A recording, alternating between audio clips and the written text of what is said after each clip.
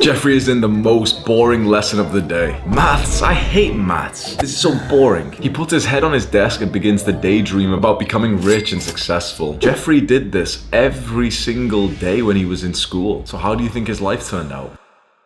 Adonis. Adonis is a masculine man, and so when he sees young Jeffrey daydreaming, he wants to help him. They do dream of a good life, but they use a plan to achieve that dream, young Jeffrey.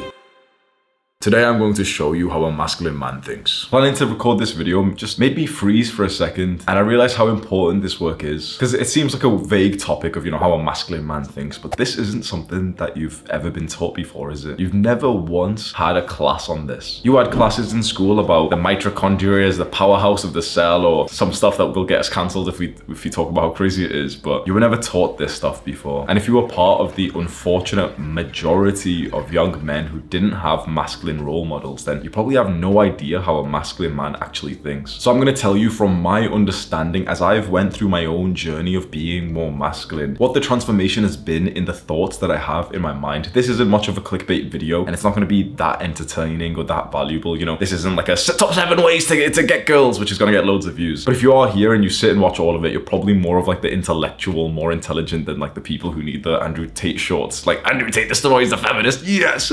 So let's first see if you can relate to how I used to think when I was younger. Through all of my childhood, through all of my teenage years, and also for the first few years of my 20s, I thought like a stereotypical feminine man. The thoughts that I had in my mind from moment to moment were so feminine and so problematic. A huge mistake, leading straight to failure, leading straight to heartbreak, straight to being unsuccessful, to being broke. You guess what kind of thoughts I had in my mind? It was all about wanting love and affection and intimacy. And that doesn't seem bad, does it? That seems okay, yeah? This isn't any like pussy stuff or anything. We actually know that like love, a feeling of belonging, is very important for all kinds of people. Psychologists have proved this to us many times. But when you obsess over that, do you think it's gonna help you to get it? Do you think younger me, who was obsessing over his crush, was gonna attract her? When I was having these needy, obsessive thoughts about a girl that I had a crush on who I'd probably never even spoke to, do you think I did well in my exams? Or do you think I did well in sport or maybe a business outside of school? No, I was so distracted. And that was kind of like my natural automatic thoughts. Just through the day, my mind would ruminate on like just getting girls and wanting to like just get love in my life. Please let someone love me. But how about my thoughts when it came to being in some kind of like masculine place? Let's say, I'm 14 years old and I'm playing football with my friends in school. What was I thinking there? Maybe it'd be similar to what you used to think in this kind of environment of, playing sports when you were younger. My mind was so feminine that even though there was a goal and a mission and something to do, something to accomplish, there's the ball, okay, get it into this net, that's the objective. Instead of striving to be good at the thing we were doing, like football, my mind was complaining. I hated that I was uncomfortable. If I'd run for just a few seconds, my mind would think thoughts like, oh, this is so hard, it's so painful, oh, my stomach really hurts, I've got a stitch, oh, my legs really hurt, I should probably just go slow because that one time someone told me to go slow, so yeah, I'll just ease up, I'll probably just stand around for the rest of the session, and oh look, there's Jack, let's go talk to Jack, hey Jack. Do you think I scored many goals? And then you see one of those masculine kids. Isn't it obvious what he would have been thinking? Oh man, we're down 2-3, let's hustle up, come on, I've really got to sprint faster next time. Objective based, focused on the mission, on the purpose of what he's currently doing. That is masculinity. This really translates into the rest of your life, because when I was still quite feminine, age 22, and I wanted to get into entrepreneurship and I really wanted to start a YouTube channel, how do you think it went? Do you think suddenly I was so driven, yes, I'm gonna do this, I'm gonna wake up early and I'm gonna do loads of work and it's gonna be so good? Or do you think I procrastinated, I daydreamed, I lied to myself, I disrespected myself and said, yeah, I'll do it after lunch. Yeah, it's kind of late right now, I'll do it tomorrow morning. Oh man, I woke up late, so I'll just do it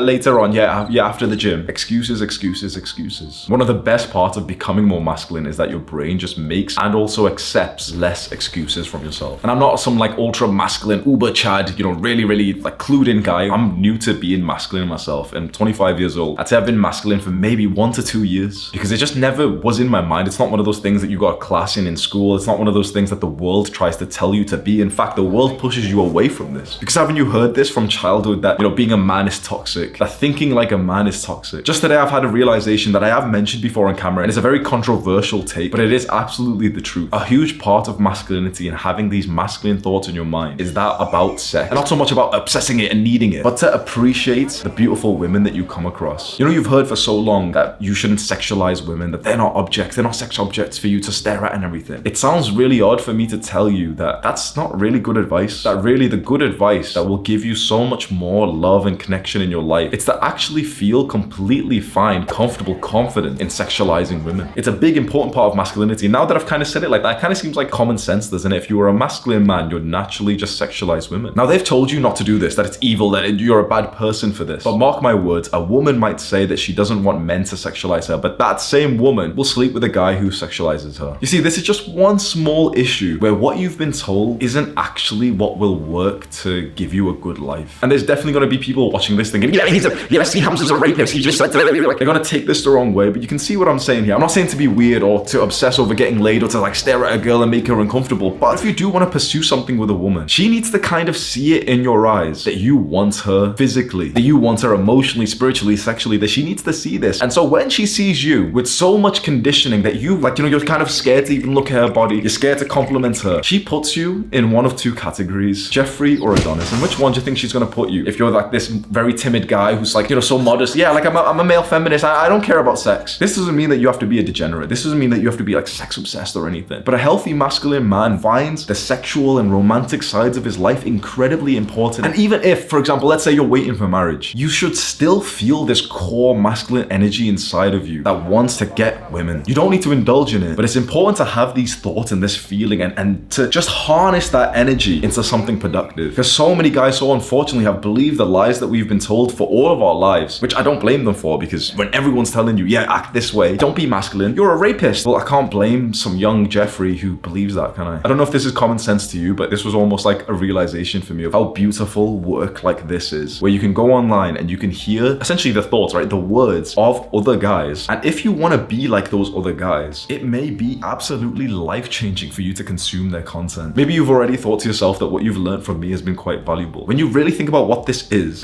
just my thoughts sent to you over the internet, and your life can change because of that. Not so much because of my thoughts, but because, you listen to those thoughts, your brain processes them, and then you make some actions through the day. And that's something which is kind of like common sense to a lot of people. So yeah, like you consume content and you can change because of that. But it only just hit me like a couple of months ago that when you consume someone's content, you are actually not consuming content, you're consuming their thoughts. And if their thoughts are going to be valuable and effective for you, then continue doing that. But on the other hand, if their thoughts are not going to be valuable for you, if their thoughts are actually going to be a detriment to your life, then you should probably not continue watching them. But if you stick to the self-improvement practices, your life undeniably will get better. You're on this journey to become more masculine, to be more like the ultimate man, Adonis. And the best way to progress to that is to follow some kind of program, some like laid out system, which is that of self-improvement. If you're ready to take the plunge, I invite you to join our cult. And there's a video you can go click on, which is titled, "Welcome to our cult." Do the hard work, especially when you don't feel like it. Mwah!